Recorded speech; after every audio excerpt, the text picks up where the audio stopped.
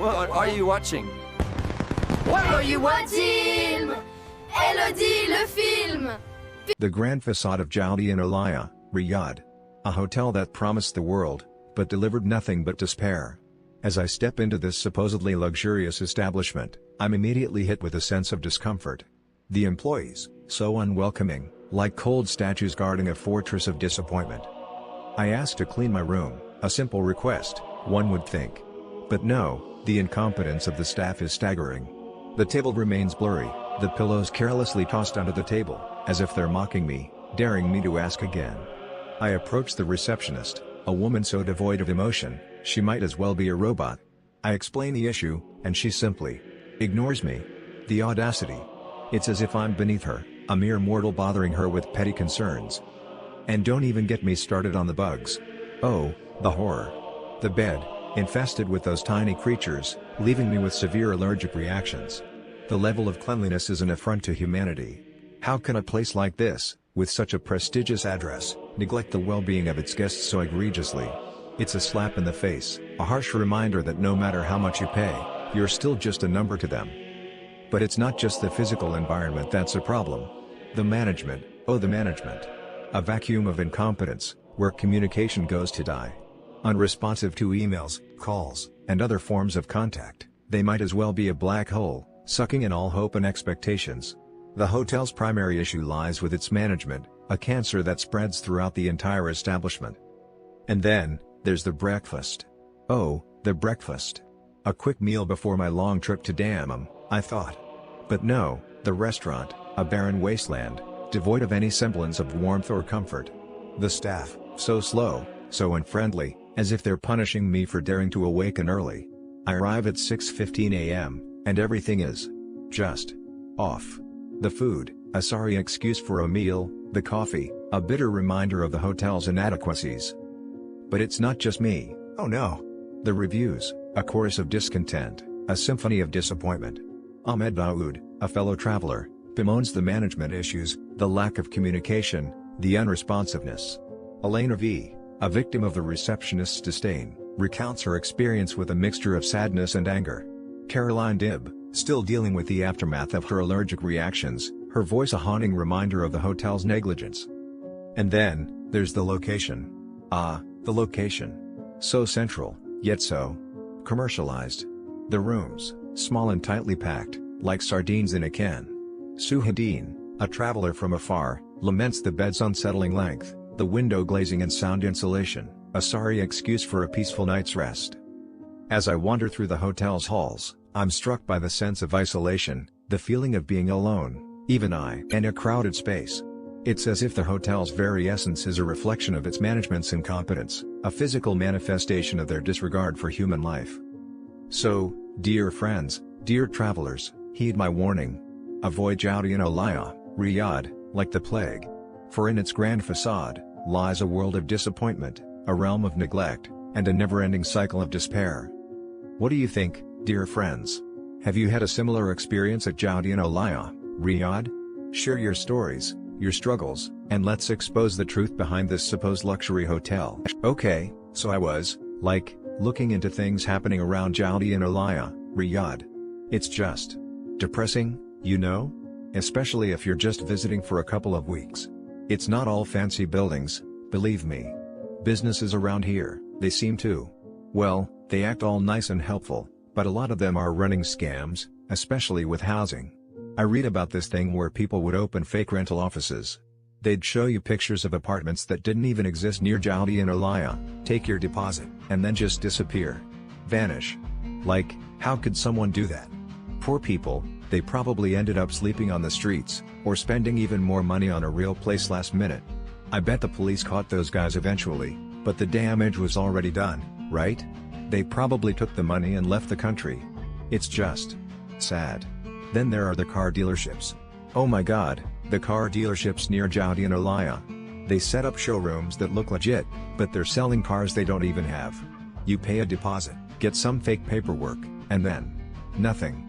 The shop is just gone. Poof. Like a bad dream. You know what happens then?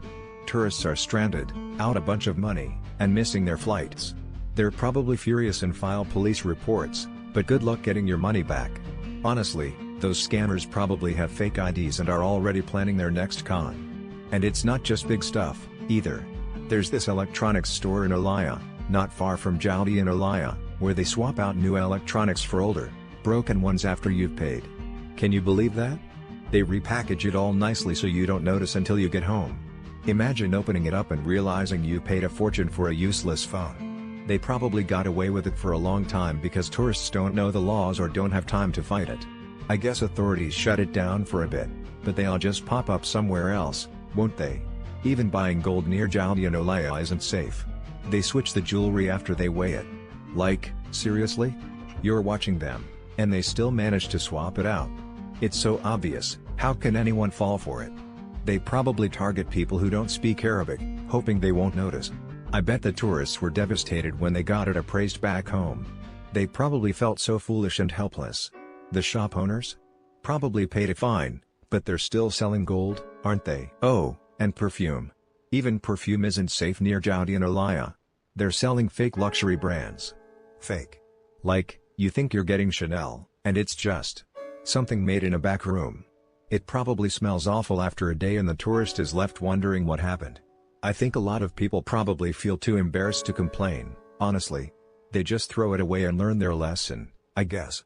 Those shop owners probably just laugh all the way to the bank. The businesses surrounding the Joudyan Olaya Hotel in Riyadh. Well, let's just say my initial assessment isn't a warm embrace. It feels like a landscape built on potential, perpetually failing to deliver. There's a persistent undercurrent of disappointment, a sense that promises are made and routinely broken. It's not an explosion of terrible experiences, more a slow, draining erosion of hope. It's the kind of place that makes you question if anyone actually cares. And after carefully reviewing what people have had to say, that feeling has only intensified. This isn't about isolated incidents, it's a pattern. A consistent underperformance that seems to permeate almost every establishment. You see, it's not just about bad food or slow service. It's about a fundamental disconnect between what is presented and what is received. It's a subtle, yet pervasive, feeling of being undervalued. Let's start with the shopping experience. Central Mall, for instance. It appears to be aiming for luxury, attempting to emulate high-end malls elsewhere. But the reality, based on what people are reporting, is chaotic. It's a beautiful shell filled with hollow promises. People consistently mention feeling like the mall is desperately trying to be something it isn't. Dirty washrooms, disorganized layouts, staff who seem actively uninterested in assisting you. These aren't quirks, they're symptoms of a deeper malaise. It's like watching a meticulously crafted facade slowly crumble. One person mentioned a shockingly inadequate number of restrooms, one for men, one for women, on the entire third floor. That's almost comically bad planning. Almost. And then you have the brands within. Cartier, a name synonymous with elegance, apparently closes shop early and waves potential customers away from the window. Waves. Imagine saving up for a special purchase, only to be dismissed with a hand gesture. The indignity. And La Durée, the famous Parisian bakery? Apparently, it's a pale imitation of its namesake, drowning in sugar and disappointment. One review stated the Gucci store charges 37% more for the exact same item you'd find elsewhere. 37%. That's not a price difference, that's highway robbery disguised as luxury. It feels like a deliberate attempt to exploit tourists unfamiliar with local pricing. It genuinely upsets me. Moving on to accommodation. The Luthen Hotel and Spa. Well, the reviews paint a rather unsettling picture. A recurring theme is a lack of adherence to its advertised women's-only policy, with reports of men wandering around during renovations. That's not just inconvenient, it's a breach of trust and a potential safety concern.